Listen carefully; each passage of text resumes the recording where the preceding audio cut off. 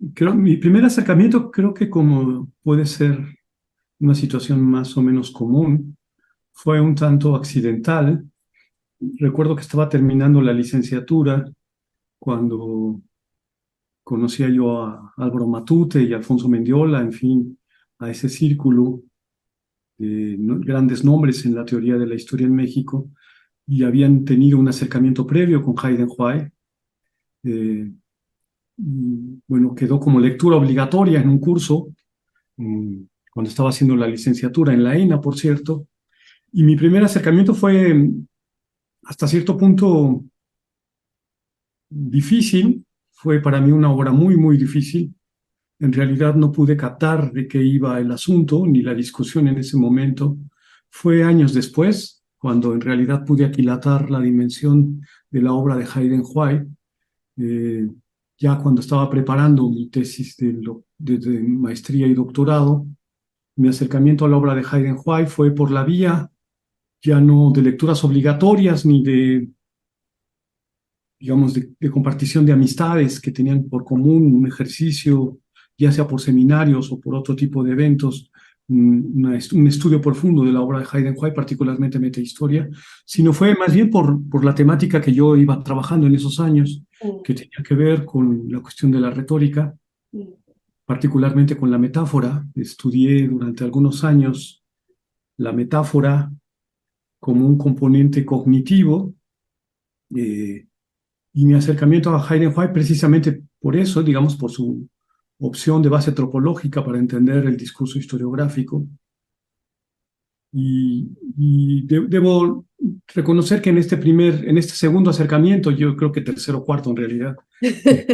ya la discusión fue más en otro sentido, más específica, porque me parecía que, digamos, que el marco reflexivo de Hayden White era bastante formalista en ese sentido. Yo había tenido otro tipo de lecturas respecto al papel de la metáfora y en particular de la retórica, que venía más de la hermenéutica, particularmente los trabajos de Paul Ricoeur. ujú, Recuerdo mucho y con mucho interés también un texto que ahora se me hace muy paralelo al de Hayden White, que es La metáfora viva y mm, Tiempo y narración. Digamos que son dos textos que para Paul Ricoeur son textos que habría que leer juntos, La metáfora viva, Tiempo y narración. Digamos, esa opción me pareció más profunda en términos reflexivos, la de Paul Ricoeur. Eh, Ahí hay una discusión que no quiero entrar porque es una especificación casi muy técnica en la noción de metáfora, que ya en realidad ya, digamos, es más bien de un contexto muy anterior, de hace 2, 3 décadas quizás, ¿no? Pero en el que estaba yo involucrado. Y entonces esa recepción de Hayden White fue en ese sentido, digamos, esa recepción más detenida, más yo quiero decirle más en términos de atención a sus posturas y a sus propuestas, ¿no? Me pareció, particularmente en el ámbito de su recuperación de la retórica, una opción un tanto diferente a la llevada a cabo por Paul Ricoeur. ujú, Yo diría que lo que me interesó en ese momento es cómo en Hayden White hay una vinculación muy directa con los enfoques de la lingüística, particularmente de la semiótica, ¿no? Y la recuperación que se hace de la semiótica o de la semiología francesa, de la retórica como retórica restringida, me pareció una opción un tanto diferente, en ese momento menos interesante que la que apuntaba Paul Ricoeur, que es una recepción, digamos, semántica de mm, la teoría antropológica y en mm, general de los tropos del lenguaje figurado.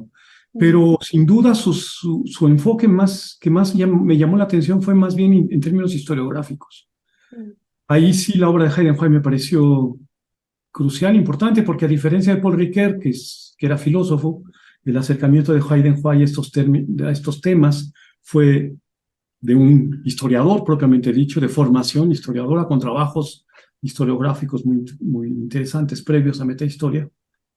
Y en ese sentido creo que saqué más provecho de los, digamos, del marco historiográfico en el que planteó Hayden White su ujú, trabajo de metahistoria, que específicamente, digamos, su teoría antropológica, ¿no? Saqué más, provecho reflexivo de esta manera de acercarse a cuestiones que en ese momento, yo creo que los años 90, no eran vistos con pertinencia por parte de los historiadores, y tampoco de muchos filósofos interesados por cuestiones de teoría de la historia, ¿no? Y ese fue, digamos, el interés que más provecho saqué de la obra de Heidenreich, de metahistoria, y de los textos de esa época. Yo recuerdo mucho también este texto del el discurso historiográfico como artefacto literario, que fue publicado antes de que apareciera la traducción en Paidós, me parece. Apareció una traducción en los primeros números de la revista Historiografía, o sea que fue una recepción más temprana de ese texto que me gustó mucho y me interesó sobremanera, y lo vinculé mucho con este espíritu reflexivo que creí encontrar en el libro de Metahistoria. Y lo vinculé mucho, insisto, con el ímpetu reflexivo, más que con las propuestas específicas que Heidenreich elaboró en Metahistoria, ¿no? Lo vinculé mucho con esa actitud reflexiva que encuentro todavía en la obra de Heidenreich, particularmente esta, aunque continúa después, modifica después sus planteamientos, pero digamos ese impulso reflexivo creo que se mantuvo hasta el final de su vida en Heidenreich.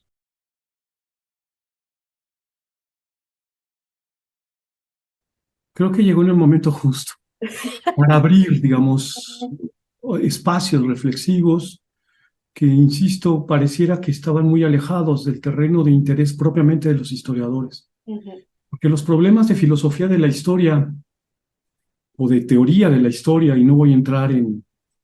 la distinción en estos dos campos, filosofía de la historia, teoría de la historia, digamos, pero era muy propio de filósofos, ¿no? Como el caso de Paul Ricoeur, como el de otros, particularmente en el ámbito de la hermenéutica, que yo me movía mucho en ese momento, a partir de mi lectura de Gadamer y de Paul Ricoeur, y entre otros, Gianni Battimo, en fin, todos esos grandes autores de la hermenéutica, digamos, creo que abrió un espacio reflexivo que se reconoció como perteneciente al campo mismo de la historia o de la historiografía, sin tener que pasar por el expediente de que esos temas eran propios de filósofos o de interesados en cuestiones teóricas y que por lo tanto tenían que llevarse a cabo fuera del terreno de la disciplina historiográfica. Heidenreich me parece que gran parte de su valor es mostrar cómo esos temas debían ser reflexionados por los propios historiadores desde el terreno mismo de la historiografía. Claro, con herramientas también que provenían de la filosofía, en este caso, por ejemplo, de la lingüística, de la semiótica, en fin, o de la retórica misma, o de los estudios de retórica, pero que tenían que pasar por el tamiz mismo de las herramientas conceptuales y teóricas que se habían venido desarrollando en el campo de la propia historiografía. Entonces me parece que Heidenreich fue realmente oportuno, en ese sentido oportuno para mí, digamos, ¿no? En el sentido de mostrar que esas temáticas no eran un asunto exótico para los historiadores, sino que tocaban el corazón mismo de la disciplina, tocaban el corazón mismo. Me voy a permitir introducir ahí un concepto de Michel de Certeau, que no creo que se encuentre muy alejado también en el ámbito de esa actitud reflexiva de Michel de Certeau, de la postulada por Heidenreich de operación historiográfica. Digamos, mostrar cómo la reflexión respecto a esa operación historiográfica tenía que ser llevada desde el terreno mismo de la historiografía y no desde los terrenos más acostumbrados, digamos, anexos, ya sea del campo de la teoría literaria o del ámbito de la filosofía misma, ¿no? En ese sentido, me parece que la obra de Heidenreich fue oportuna para abrir esos terrenos, para mostrar la pertinencia de esas opciones y sobre todo reivindicar con fuerza que los historiadores debíamos repensar las bases mismas de nuestro propio oficio, ¿no?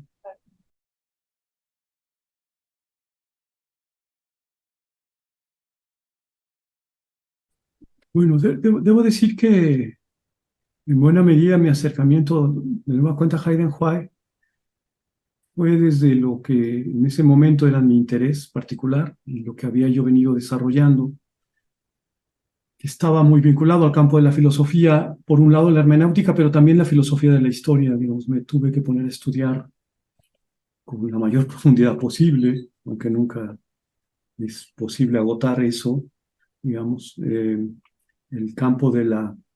reflexión que se había venido desarrollando desde finales del siglo XIX y todo lo largo del siglo XX, de eso que denominamos filosofía de la ciencia, porque mi interés, creo que sigue siendo importante en mi campo de estudio en la actualidad, está dado en términos de cómo describir al saber histórico en su base epistémica, digamos, ¿no? ¿Qué tipo de operaciones son las características en términos cognoscitivos que se llevan a cabo en la disciplina histórica o en la historiografía, para decirlo ya así abiertamente? Y es desde ahí donde ya me puse a estudiar de otra manera la obra de Hayden White, particularmente el tema que estás postulando tú, esta distancia entre, digamos, el ámbito de la experiencia literaria o estética del ámbito de la experiencia científica. En buena medida, lo que me pareció pertinente fue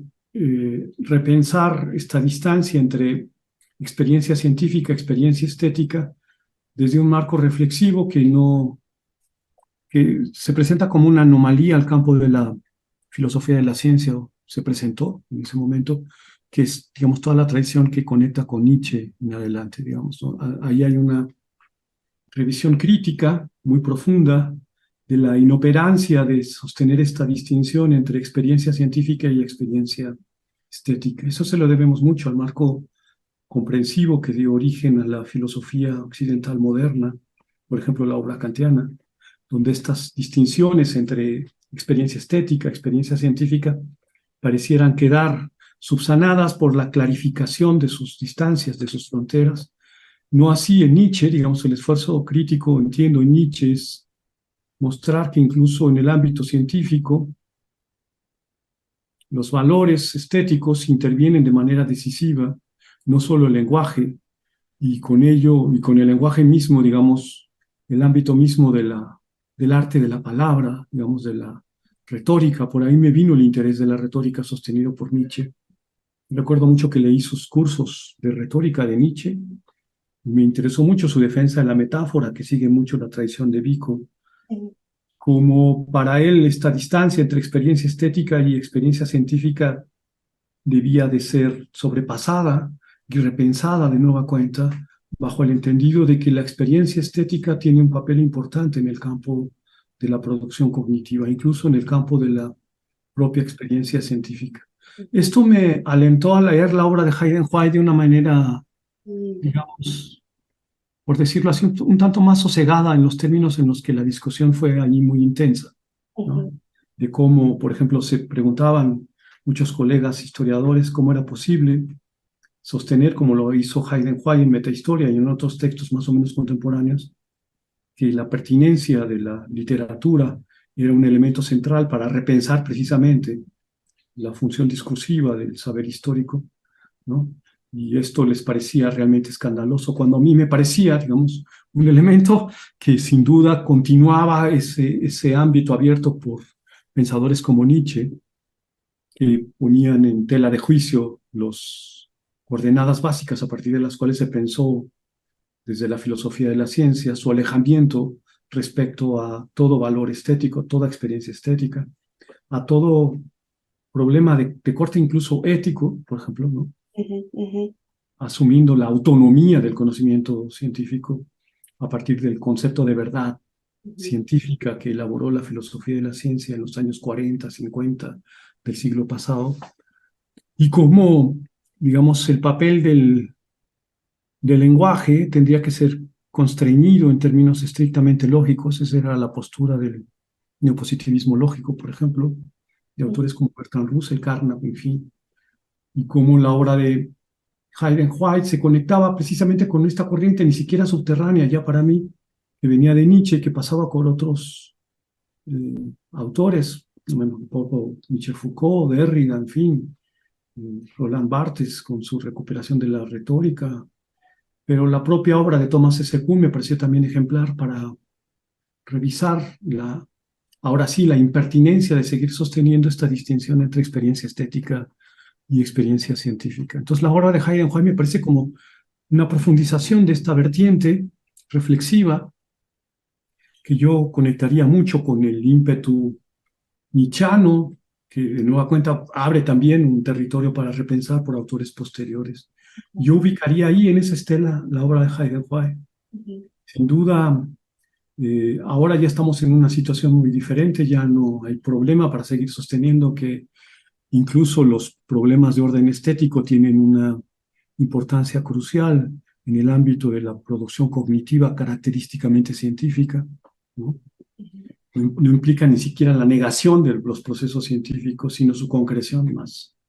abarcada. Y en ese sentido, Heidenreich impulsó precisamente esta reflexión también, ¿no?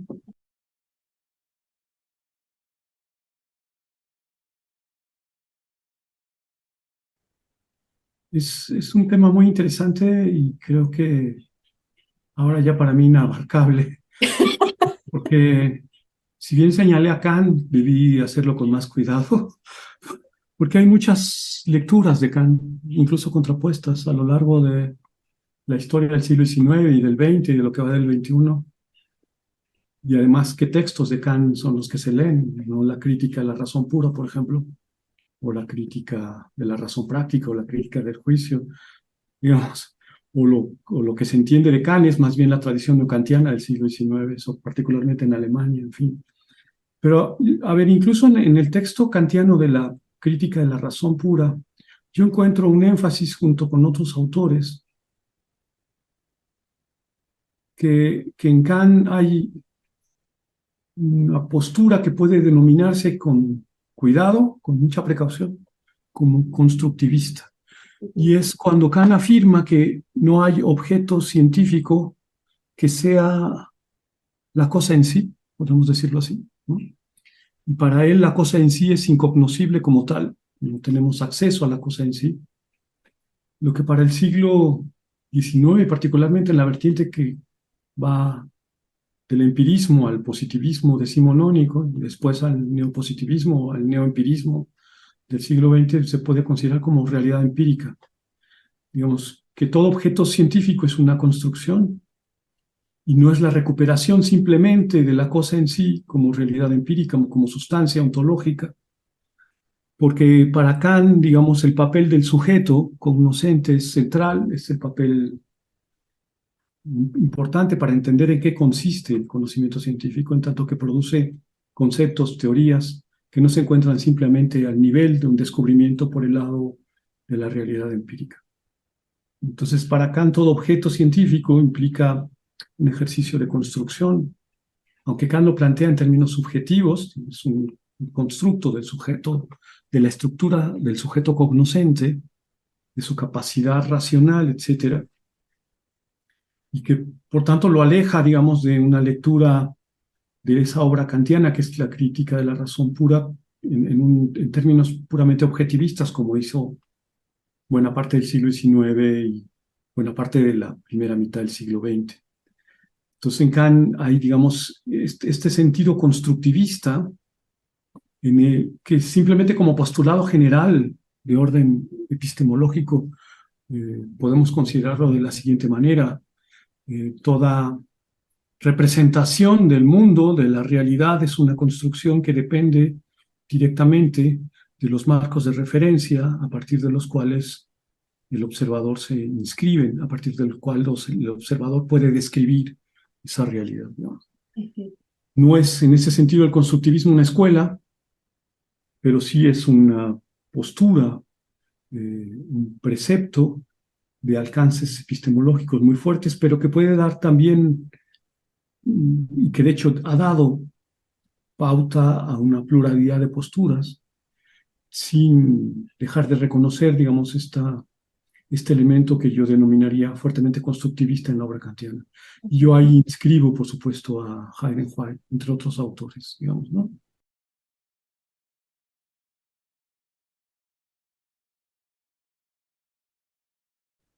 Sí, sí, yo creo que sí. La ficción tendría por cualidad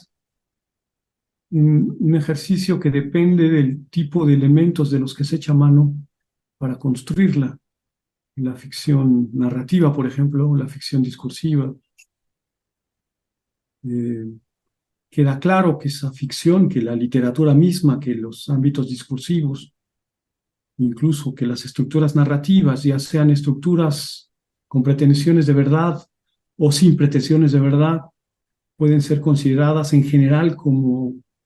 elementos ficcionales, en el sentido de que no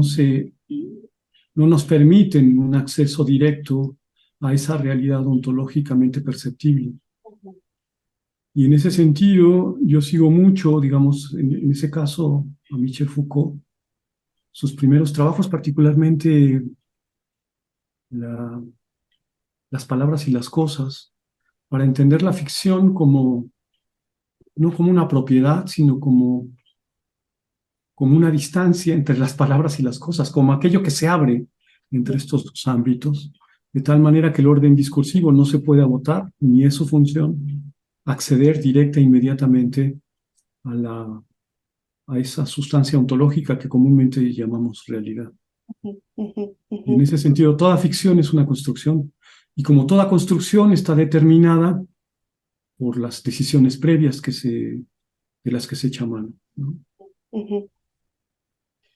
A diferencia, por ejemplo, de lo que pensaba la filosofía de la ciencia de la primera mitad del siglo XX, y a partir de tomando como paraguas su concepto de verdad, como un enunciado que se comprueba empíricamente, es decir, metódicamente, y lo que se comprueba es su correspondencia con la realidad empírica. A diferencia de eso, donde hay una neutralidad, incluso podríamos decirlo valorativa, no hay tal neutralidad cuando utilizamos, digamos, esta visión que viene de Kant y que está, insisto, mucho en la obra de Heidegger. Yo así lo veo, ¿no? Este interés porque toda realidad del pasado es una construcción, pero que está condicionada y que está siempre situada. Y ahí el énfasis de Heidegger, que me interesa más incluso, es como al final las condiciones que permiten la, los discursos historiográficos son condicionamientos de orden social e históricos, por tanto. A diferencia ahí sí hay una diferencia abismal entre Kant y posturas como la de Heidegger, es que no puede haber una fundamentación del saber histórico en este caso, ni del conocimiento científico, que no pueda tomar en cuenta, que no tome en cuenta necesariamente ese condicionamiento social e histórico de todo proceso cognitivo, incluyendo, por supuesto, la historiografía misma. Claro.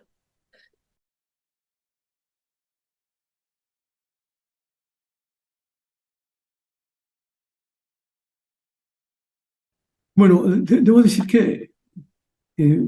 ahora el contexto en el que me ubico,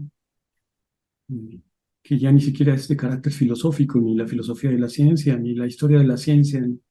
el ámbito de la tradición kuhniana, sino que ahora me interesa mucho desarrollar un enfoque característicamente epistemológico de los procesos cognitivos, pasando, por supuesto, por la historiografía misma, pero con herramientas reflexivas que se desarrollan sobre todo en la segunda mitad del siglo XX. Aunque se pueden encontrar no sus antecedentes, pero sí sus elementos, digamos, emergentes en momentos que vienen de la segunda mitad del siglo XIX, pero que coinciden fundamentalmente en el campo de la propia investigación científica. Ya ni siquiera únicamente me refiero a la reflexión filosófica. Y es ahí donde se desarrolla una postura constructivista como postura epistemológica, propiamente dicha, y que conecta con el desarrollo de la cibernética y de la teoría de sistemas, que es donde ahora me encuentro, ¿no? Y es desde donde hice esta lectura, este ejercicio del texto que comentas, que le dediqué a Heidegger, particularmente en el ámbito de metahistoria, ¿no? Es una lectura de Heidegger desde la teoría de sistemas, porque en esa teoría de sistemas, particularmente la desarrollada por Niklas Luhmann, aunque no solo, su postura epistemológica se califica decididamente como constructivista, incluso como constructivismo radical y a veces como constructivismo operativo. En ese sentido, uno de los elementos más importantes para esta vertiente reflexiva de constructivismo en el campo de la teoría de sistemas es reconocer que estamos en una situación epistemológica, de reflexión epistemológica, que no guarda ninguna continuidad ni correspondencia con la situación de hace 40, 50 años, donde lo que se aspiraba es finalmente a la edificación, a la constitución de una gran teoría del conocimiento, pero a una teoría del conocimiento, que independientemente de la especificidad disciplinaria de la que se trate, debe responder a los mismos fundamentos y a los mismos criterios cognitivos. En su momento se denominó monismo, incluso monismo metódico, solo hay un método científico, bueno, eso ya quedó en el olvido, y ahora la situación actual que se debe reconocer como inicio de la reflexión, ni siquiera como llegada, es asumir que nos encontramos en una situación de pluralismo epistemológico, donde ya no es posible volver a construir una teoría del conocimiento unificada, unitaria, sino que ahora lo que nos mueve es, digamos, a una pluralidad de posibilidades. Pero bajo el siguiente entendido, esa pluralidad que finalmente termina en el reconocimiento de, lo voy a decir así, en una situación de relativismo, aunque habría que precisar el concepto de relativismo, pero digamos es una situación de relativismo en el sentido de esta pluralidad de perspectivas, que no es una situación que deba ser superada, no es un error, sino es incluso el elemento mismo que favorece la riqueza reflexiva. Y entonces los términos incluso de la discusión cambian radicalmente, porque ya ahora ya no se asume que podemos acceder a una visión única, totalizante, que cubra todos los aspectos, sino que nos movemos en esa pluralidad de posibilidades y que ahora lo que motiva no solo la reflexión epistemológica, sino los elementos más decisivos para el propio trabajo de investigación científica, y yo llevaría esto también al campo de la historiografía, digamos, son los límites a partir de los marcos en los que uno trabaja. Esos límites se convierten ahora en centrales. Y hay una frase muy interesante de un autor que viene como a sintetizar esta situación, que es la de Gregory Bateson, otro de los nombres más importantes en esta tradición de la cibernética, de los años 60, 70 y principios de los 80, y es la siguiente que siempre la escribía en sus textos y no se cansaba de introducirla de nueva cuenta, y es siempre mejor tener dos descripciones que una. Entonces, eso sintetiza, digamos, en qué consiste este pluralismo epistemológico, que yo insisto, habría ya que caracterizarlo como relativismo, pero que está alentado por la propia investigación científica, ya no solo por la propia reflexión teórica o filosófica en ese sentido. Y yo creo que Hayden-Hua alienta precisamente eso. Yo diría que es una nueva actitud reflexiva que debe encontrar los marcos diferentes, reflexivos, a los postulados previamente, porque esos postulados previamente tendían a volver como un error esta situación relativista, esta situación de pluralismo, para acceder, digamos, a una visión unitaria, sintética de la realidad tal y como es. Digamos, en ese sentido, ahora estamos en una vertiente reflexiva que nos coloca bajo nuevos retos, y creo que mucho la obra de Hayden-Hua, y por eso me interesa más recuperar, no voy a decir el espíritu, pero sí la actitud reflexiva de Hayden-Hua, más que sus postulados muy específicos. Me interesa mucho eso, porque eso es lo que abre la puerta a repensar, a ayudarnos a pensar la situación en la que estamos y a los retos a los que ahora nos enfrentamos,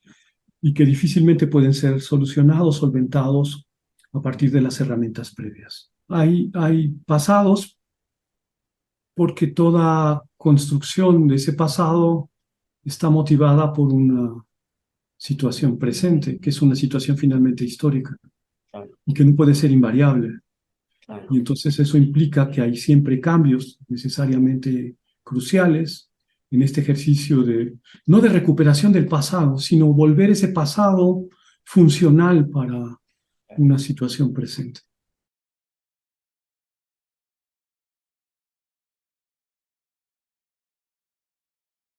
Yo, retomando lo que dije en la anterior pregunta, casi al final,